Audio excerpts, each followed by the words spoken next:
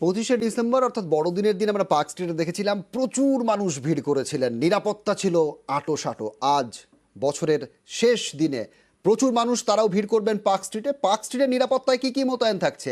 2500 police মোতায়েন থাকছে park স্ট্রিটে। পার্ক স্ট্রিট এবং পার্ক স্ট্রিট লাগোয়া এলাকায় 10 জন ডিসি পদমর্যাদার অফিসার থাকছেন তারা।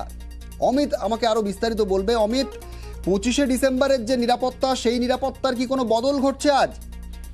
একেবারে দেখো, 25শে ডিসেম্বরের থেকে তুলনামূলকভাবে 31st নাইট বা 31st ইভিনিং থেকে কিন্তু পার্ক স্ট্রিটের মানে জনসমাগমটা আরো বেশি সংখ্যক পরিমাণে হয়। সেক্ষেত্রে আজকে পার্ক স্ট্রিটের জন্যই দুপুর 2টোর পর থেকে সিকিউরিটি অ্যারেঞ্জমেন্ট কিন্তু শুরু হয়ে গিয়েছে এবং আমরা যেটা জানতে পারছি লালবাজারের তরফে যে আজকে সন্ধ্যের পর থেকে পার্ক স্ট্রিটে প্রায় 2500 পুলিশ কর্মী মোতায়েন করা হচ্ছে পার্ক স্ট্রিটের নিরাপত্তায়, অর্থাৎ শহরবাসীর নিরাপত্তায়। সেক্ষেত্রে 6টি সেক্টরে ভাগ করা হয়েছে পার্ক স্ট্রিটকে এবং 10 ডেপুটি কমিশনার পদমর্যাদার অফিসার যারা পার্ক স্ট্রিটে নিয়োগ থাকবেন বা আজকে তারা পার্ক স্ট্রিটে থাকবেন।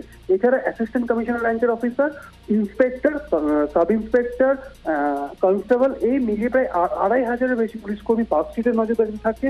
শুধু তাই নয়, ওয়াচ টাওয়ার আমরা দেখেছি যে ক্রিসমাস ইভের আগে থেকে ওয়াচ টাওয়ার তৈরি ছিল, সেই ওয়াচ টাওয়ারও কিন্তু পুলিশ থাকবে। এছাড়া পার্ক স্ট্রিট এবং সংলগ্ন এলাকায় যে বহুতলগুলো রয়েছে, এবার কিন্তু বহুতলের উপর থেকে দূরবীন দিয়ে কিন্তু পার্ক স্ট্রিটের উপরে কিন্তু নজরদারি চালানো হবে পুলিশের তরফে, এমনটা কিন্তু লালবাজার তরফে সিদ্ধান্ত নেওয়া হয়েছে। এছাড়া আমরা দেখেছি যে প্রত্যেক বছর রাত্রি 11:30 থেকে 12:30 এই যে 1 ঘন্টা, অর্থাৎ যে সময়টাতে নিউ ইয়ার সেলিব্রেশন হয় বা যে মুহূর্ত, নিউ ইয়ারের যে মুহূর্ত, সেই সময় কিন্তু বাইকের দাপটও থাকে পার্ক স্ট্রিট সংলগ্ন বিভিন্ন রাস্তাগুলো। কারণ সরাসরি পার্ক স্ট্রিট যেহেতু যান চলাচল নিয়ন্ত্রণ থাকে, সেক্ষেত্রে পার্ক স্ট্রিটে বাইকগুলো ঢুকতে পারে না।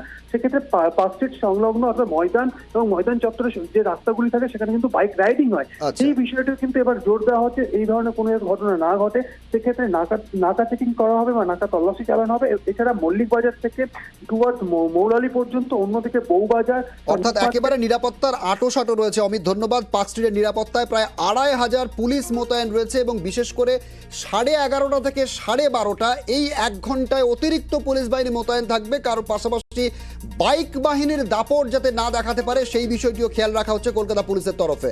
পার্ক স্ট্রিটের এই মুহূর্তের মুডটা কি আজ 31শে ডিসেম্বরের বিকেলে জানবো। উজ্জ্বল রয়েছে আমার সঙ্গে। উজ্জ্বল, একদিকে নিরাপত্তা এবং বিভিন্ন জায়গা থেকে ঘুরে এসে মানুষজন তারা শেষে কিন্তু পার্ক স্ট্রিটে ভিড় জমাতে শুরু করেন। মানুষজন কি এখনই পার্ক স্ট্রিটে আসতে শুরু করেছেন ধীরে ধীরে?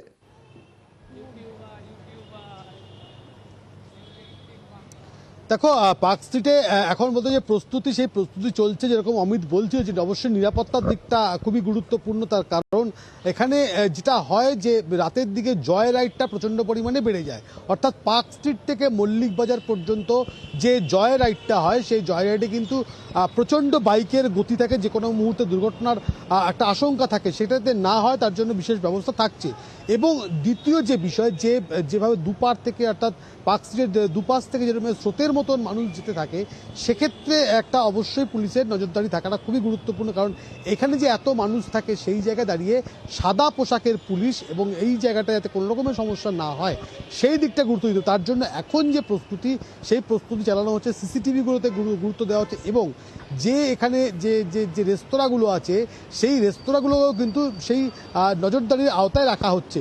ফলত সব মিলিয়ে বলা যেতে পারে নিরাপত্তার চাদরে এটাকে মুড়ে ফেলা হচ্ছে। কিন্তু এখনো পর্যন্ত যারা পার্ক স্ট্রিটে আসেন, তারা এখনো পর্যন্ত কিছুক্ষণ পরেই আসতে শুরু করবেন। হয়তো মনে করা হচ্ছে যে বিকেল গড়ানোর পর থেকেই আস্তে আস্তে শুরু হবে আসা, এবং তার জন্য যে প্রস্তুতি, সেই প্রস্তুতি কিন্তু ইতিমধ্যেই পুলিশের তরফ থেকে নেওয়া হয়ে গিয়েছে। এবং যেভাবে আমরা বলছিলাম যে পার্ক স্ট্রিটে মূলত যে ভিড়টা যে জায়গাতে হয়, অর্থাৎ যেখানটায় যে রেস্তোরাঁগুলো রয়েছে, সেই রেস্তোরাঁর সামনেগুলো, এবং সে আরও একটু এগিয়ে গেলে যে মির্জা গালি স্ট্রিটটা যেখানে শেষ হচ্ছে, সেই জায়গাটা, অর্থাৎ সেখানেও কিন্তু একটা বেশি ভিড় হয়। অর্থাৎ এই যে জাংশনগুলো আছে, সেই জাংশনে নজর থাকবে। অ্যালেন পার্কের দিকেও কিন্তু অবশ্যই নজর দিতে হবে, তার ওখানেও কিন্তু প্রচুর ভিড়টা হয়। ফলত মানুষ যেরকম বর্ষবরণের আনন্দ করবে, সেই জায়গায় দাঁড়িয়ে যে নিরাপত্তা যাতে আঁটোসাঁটো থাকে, সেটিও কিন্তু গুরুত্ব দেওয়া হচ্ছে। ধন্যবাদ উজ্জ্বল।